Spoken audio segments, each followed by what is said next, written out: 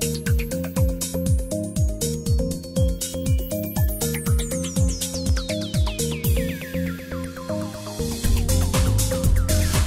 eu vou passar direto a palavra para a doutora Daniela, que ela vai explorar esses temas com certeza. Muito obrigado a todos.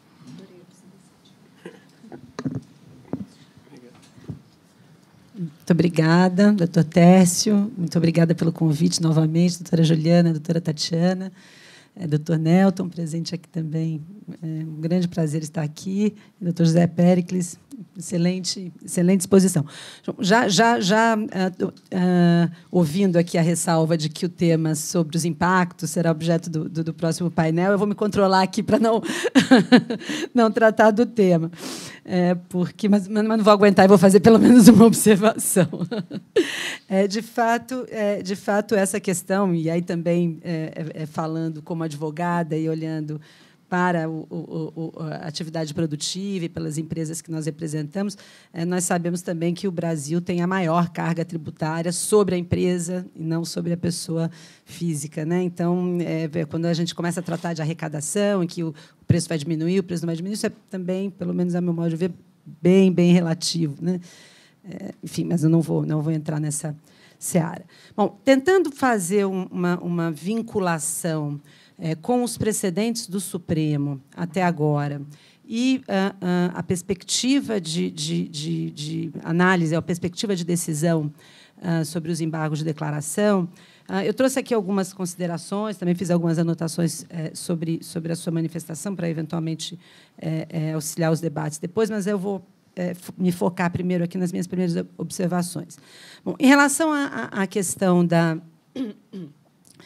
declaração de inconstitucionalidade, da modulação, de fato, acho que o senhor mencionou mesmo aquele precedente, que acho que é um precedente do Piauí, não sei se é do Piauí, mas é o recurso extraordinário 586453, quando foi resolvida aquela questão de ordem, e, no fim, hoje, o cenário que nós temos em termos de modulação, e que também foi bem sintetizado pelo ministro Barroso, em ação direta de inconstitucionalidade, aplica-se lá o artigo 27 da lei, ou, se for a DPF, o artigo 11, que exige o quórum qualificado.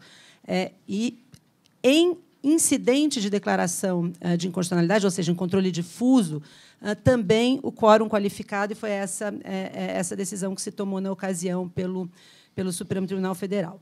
O ministro Barroso tem uma opinião, fazendo as três formas de distinção de possíveis quórums para modulação, seja na ação direta de inconstitucionalidade, quórum qualificado, na declaração incidental, quórum qualificado, e na modificação de jurisprudência, ao seu entendimento, quórum de maioria absoluta. Mas é um entendimento que não prevalece até hoje. Eu concordo também que, mesmo nessa situação que nós estamos aqui lidando, que não me parece que tenha havido, não se encaixaria nem na declaração de inconstitucionalidade. Na verdade, não acho que se encaixaria em nenhuma delas, né? Então, eu vou começar por aí.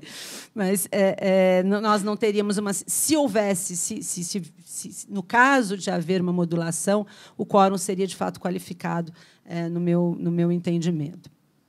Muito bem. De fato, tentar criar existe algum tipo de orientação, é possível criar algum tipo de fluxo, padrão de comportamento, como diz o título desse módulo do STF na modulação. É difícil, claro que é difícil, nós sabemos, até porque, como se lida com os tais conceitos jurídicos indeterminados, que não deveriam implicar em nenhuma atividade discricionária, mas nós entramos numa seara muito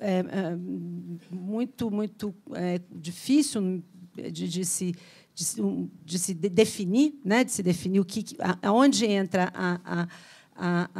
de fato, a discricionariedade, aonde é preencher um conceito jurídico indeterminado. Então, em algum limite, você sempre tem aquela indefinição e aquela permissão ao tribunal para que se valha de alguns elementos sempre extraídos do caso concreto. Então, obviamente, um padrão absoluto não se vai ter, justamente porque a modulação ela leva em consideração alguns aspectos que não prescindem da identificação e da análise de cada caso concreto. Mas o que nós conseguimos identificar, pelo menos na minha opinião, são alguns vetores de comportamento do Supremo a respeito do assunto. E aí eu gostaria de trazer alguns precedentes, ou mencionar alguns precedentes do Supremo em que não houve a modulação, quais foram as razões para que não tivesse havido a modulação, e aqueles no que houve a modulação e as razões para que tenha havido a modulação, e me focando especificamente nos precedentes tributários. Então, o que nós temos aqui? Então, quando modular, né? A primeira questão, e como modular, se superada essa primeira premissa. Então, alguns precedentes de não modulação, foi mencionado pelo Dr. Zé Péricles e também pelo Dr. Tércio. Um exemplo que, para nós, advogados, então, é particularmente traumático, foi o caso da sociedade civil, do ISE, da COFINS, das sociedades uniprofissionais. Então, no RE 3777, o Supremo decidiu que é válida a revogação da isenção da COFINS para sociedades uniprofissionais, os advogados, e, como já referido, a jurisprudência do STJ era pacífica, em sentido contrário, e interessante que ela era pacífica a ponto de ter sido sumulada, essa súmula foi colocada em dúvida e depois ela foi reafirmada. E, não obstante isso, quando o assunto chegou ao Supremo, o tema modulação foi pleiteado, houve muita insistência em relação à modulação, e não houve a modulação sob alguns argumentos. Um dos argumentos era que a questão não seria não teria essa densidade jurídica.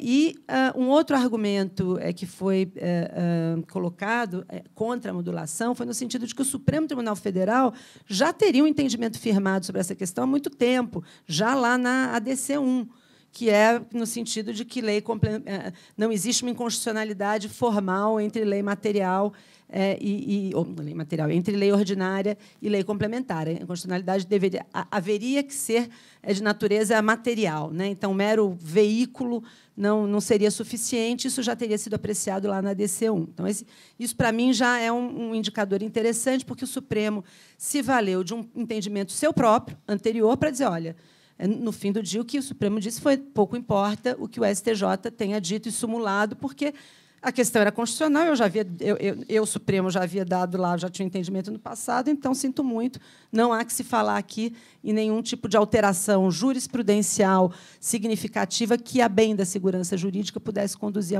à modulação. Isso foi um caso.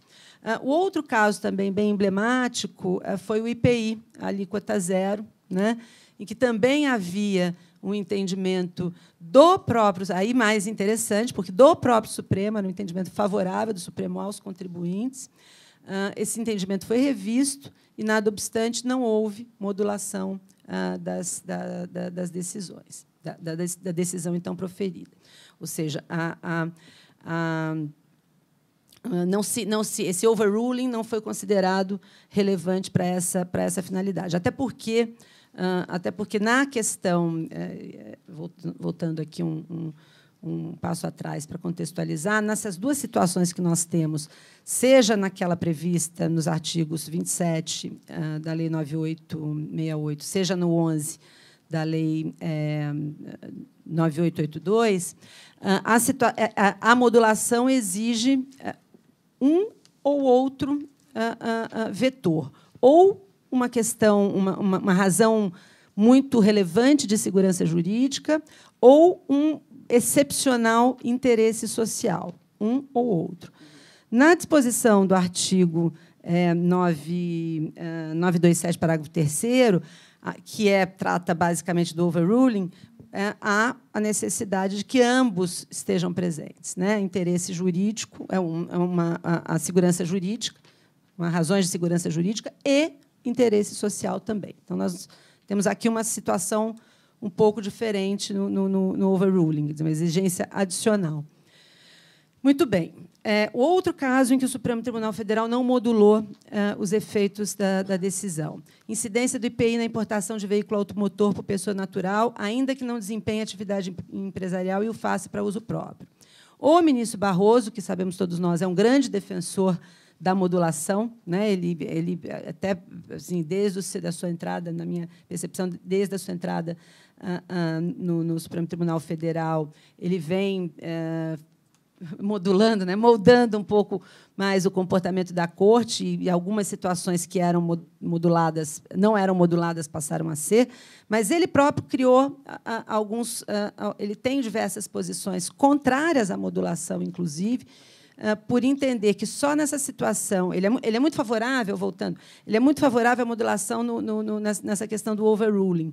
Então, ele toma muita atenção para saber se houve, de fato, um overruling, uma mudança de jurisprudência efetiva, que, em favor da segurança jurídica ou de interesse social, justifique a modulação. Então, ele próprio, nesse caso do IPI, ele foi muito favorável, foi um fervoroso defensor da modulação, inclusive porque já havia uma jurisprudência fixada em repetitivos, mas mesmo assim, e precedentes do próprio Supremo, e mesmo assim não houve a modulação. Um outro caso também, eu estou pincelando todas essas decisões para ver em que medida nós conseguimos extrair algumas regras, alguns vetores de comportamento do Supremo nessa questão de modulação. No recurso extraordinário 559937, em que foi fixada a tese de que é inconstitucional a inclusão do ICMS e das próprias contribuições na base de cálculo do PIS/COFINS e importação, não houve a modulação. E aqui também. E aqui não houve a modulação exatamente porque, sendo necessárias a presença ou do interesse da segurança, razões excepcionais de segurança jurídica ou de excepcional interesse social, o que se entendeu foi que não houve nenhuma prova, isso dito pelo ministro Toffoli, que era relator, nenhuma comprovação de gravíssimo risco à ordem social, e que a alegação de perda de arrecadação, disse o ministro com todas as letras, não é suficiente para se caracterizar um grave risco social. E ele invocou, inclusive, outros precedentes de outras decisões do Supremo, e aí decisões de votos do ministro César Peluso, da ministra Carmen Lúcia, do ministro Joaquim Barbosa, do ministro Ricardo Lewandowski, no sentido de que a modulação, como ela é, de fato, um instituto excepcional, que deve ser aplicado com muita parcimônia, sob pena também de se fazer ruir o próprio sistema constitucional. Sabemos todos que o ministro Marco Aurélio, por exemplo, ele é muito coerente nas posições dele, ele não modula nunca, ele é sempre contrário à modulação, porque ele entende que é um incentivo à prática de atos inconstitucionais, porque aí é muito fácil, se edita, vai ser inconstitucional, e aí amanhã modula-se, tudo bem, aquilo ficou por isso mesmo, e ele tem sido muito coerente, concorde-se ou não com algumas posições, ele tem sido sempre muito coerente com as posições dele. Mas, nesse caso, voltando ao caso, a decisão pela não modulação foi unânime, por não se entender presente nenhum risco gravíssimo social, que não se confundiria com risco econômico, e alguns elementos interessantes foram trazidos. Por exemplo, modular também significaria, de uma certa forma, esvaziar o Instituto da Prescrição e Decadência, porque, quando o argumento pela modulação, uma enxurrada de ações judiciais, agora a cobrança, quem não entrou vai entrar com a ação, bom, mas isso está sempre limitado no tempo, você tem prescrição e decadência ali, e se sempre vai se modular sob essa justificativa, tem prescrição e decadência para quê? Né? No RE 957650, em que foi fixada a tese de que é inconstitucional a taxa de serviços administrativos, a TSA, da SUFRAMA, também a decisão foi unânime pela não modulação ao fundamento da inexistência de interesse social ou público. E aqui mas eu vou falar mais um para poder concluir. No RE 569053, em que também foi fixada a tese, não caberá a exigência de contribuições previdenciárias relativas a verbas não objeto de sentença perante a Justiça do Trabalho, também não houve modulação, por unanimidade de votos, ao fundamento da falta de comprovação de dano.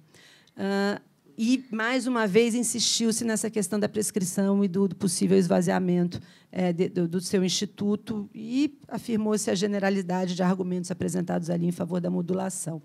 Então, disso, tentando fazer a associação desses precedentes com um caso concreto do ICMS na base de cálculo do PIS e da COFINS, da minha parte, eu extraio algumas conclusões.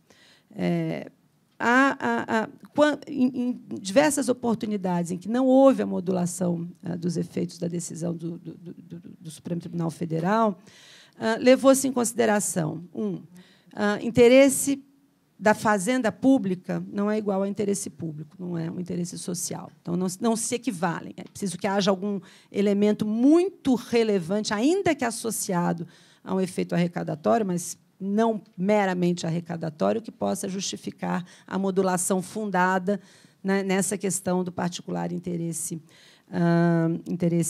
social.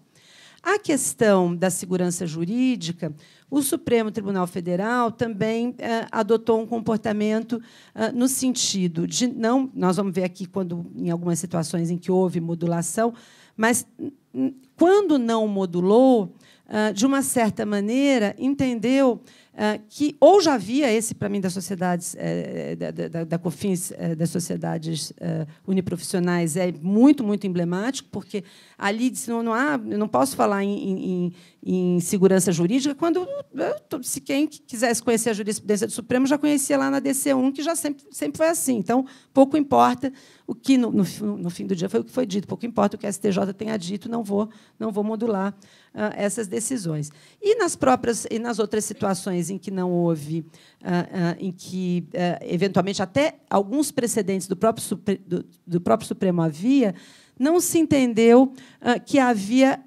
esta questão da particular relevância social. Então, houve um equilíbrio na balança para se entender. Não há essa particular relevância social e a questão da segurança jurídica não foi o vetor para se fazer essa modulação, porque os precedentes eram isolados, ou, enfim, ainda que fossem repetitivos, a questão era constitucional.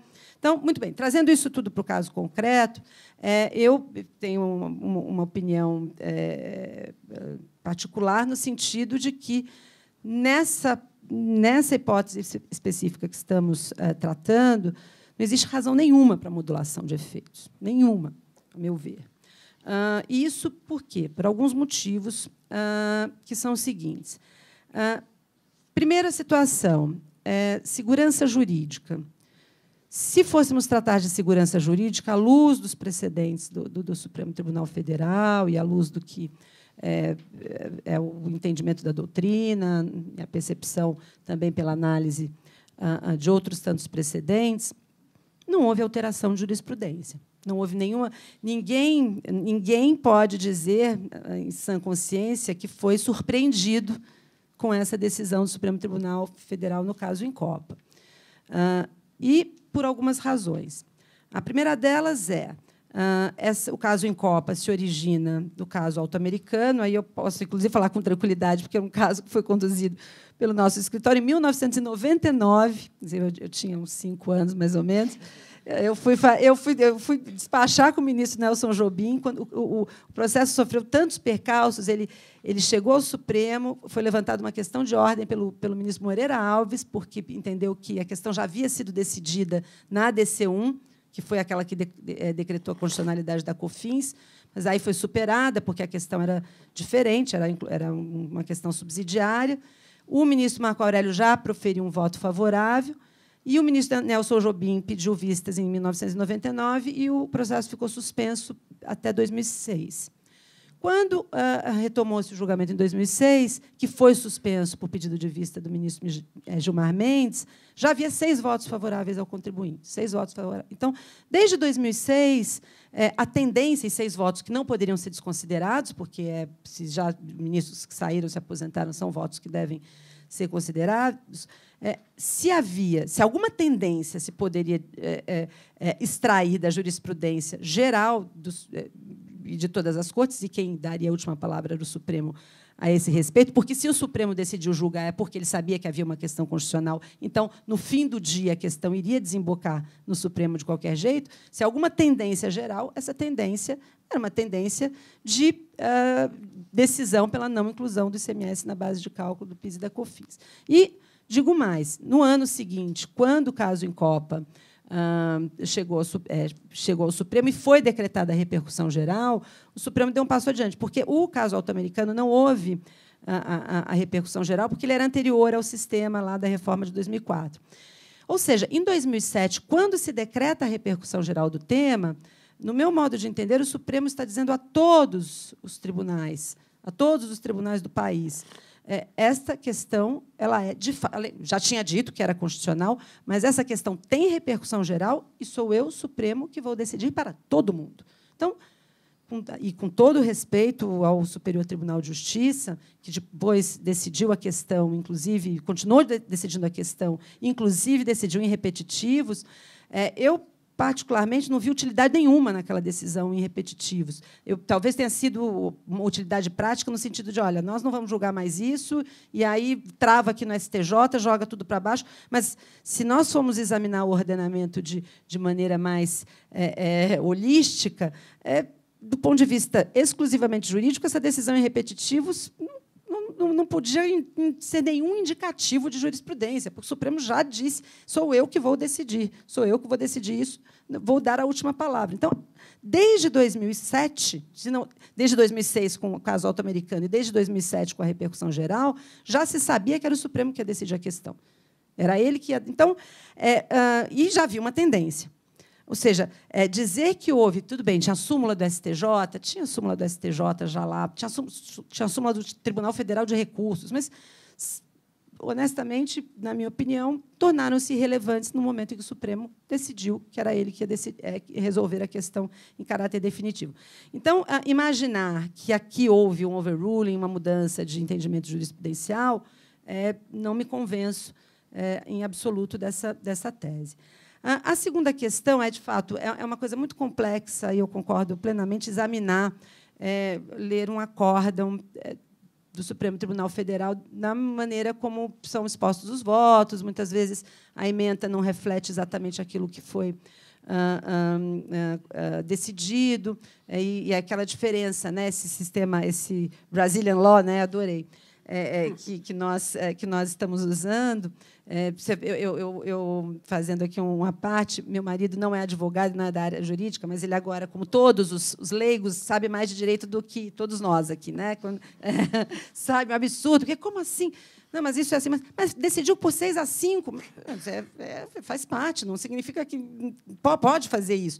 Agora, o que nos causa, acho que para nós, operadores do direito, a maior dificuldade é a questão de como são preparados os acórdãos. Então, a maneira como você vê um voto aqui, um voto ali, bom, você tem que interpretar uma decisão à luz de um voto à luz do outro, ao contrário do que acontece, por exemplo, na Suprema Corte Americana, e que sai lá, pode ser nem sei qual é o quórum, mas assim pode ser por uma maioria muito pequena, mas vai sair aquele ruling, aquela decisão que todo mundo vai compreender muito bem.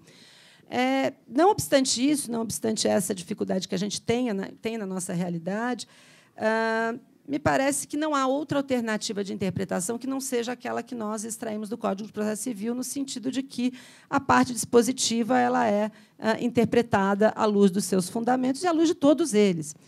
Só que é a parte dispositiva que transita em julgado. E, ao menos, nós temos aqui para também não ficar só naquela não sabemos onde estamos pisando, ao menos nós temos aqui um ponto. Foi uma tese submetida a julgamento, e essa tese foi aprovada. Pelos mais diversos motivos, mas foi essa tese que foi aprovada. Então, nós temos motivos, alguns deram ênfase a um argumento, uma ênfase maior a um determinado argumento, alguns podem ter dado ênfase a um outro argumento, enfim, que consideraram importante. Esses debates, assim, me parece que, no contexto do acórdão, e até para essa interpretação, os votos contrários acabam tendo uma relevância muito grande, porque, na medida em que não prevaleceram, demonstram de forma muito clara aquilo que prevaleceu, a contrário senso. Então, também, mais uma vez, com todo respeito aos entendimentos contrários, essa tentativa ou essa pretensão de se atribuir efeitos infringentes a esses embargos e criar e tentar eu já passei muito do meu tempo, né? Então já estou. Não me parece essa tentativa de se atribuir esses efeitos infringentes, não me parece que conte com bons argumentos jurídicos, também, mais uma vez, com todo o respeito, porque me parece que está muito claro ali o que foi decidido. Não há razão para que se dê esses efeitos infringentes, nem para que se module. E, um segundo.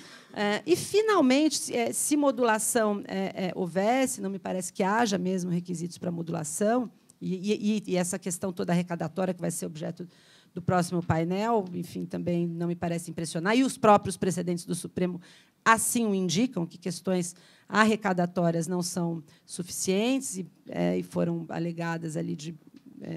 houve até há um parecer nos autos do professor Raul Veloso, enfim, grande economista, que faz um contraponto grande a esse argumento. Agora, se alguma modulação houvesse, também examinando, e não vou ter tempo aqui, os precedentes do Supremo, a modulação tenderia, a meu ver, a ser como a modulação que tem ocorrido em matéria tributária, quando ocorre. Nas vezes em que, nos precedentes em que houve modulação, sempre se preservou, na balança de valores, o direito de ação para que aqueles que já propuseram a demanda ficassem preservados até então. Bom, muito mais teria a falar, mas muito obrigada.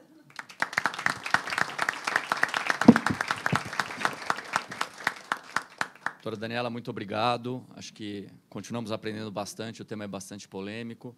E acho que esse aspecto último que você mencionou é muito importante. Acho que é evidente que o Supremo não está engessado. O Supremo tem a liberdade para julgar, mas acho que o que todos esperamos do Supremo é que ele guarde uma coerência com as decisões anteriores sobre modulação. E, nesse ponto específico, é importantíssimo lembrar que o Supremo, em momento algum, modulou contra aqueles contribuintes que possuem medida judicial. Esse aspecto é muito importante, eu gostaria depois de levantar para debates.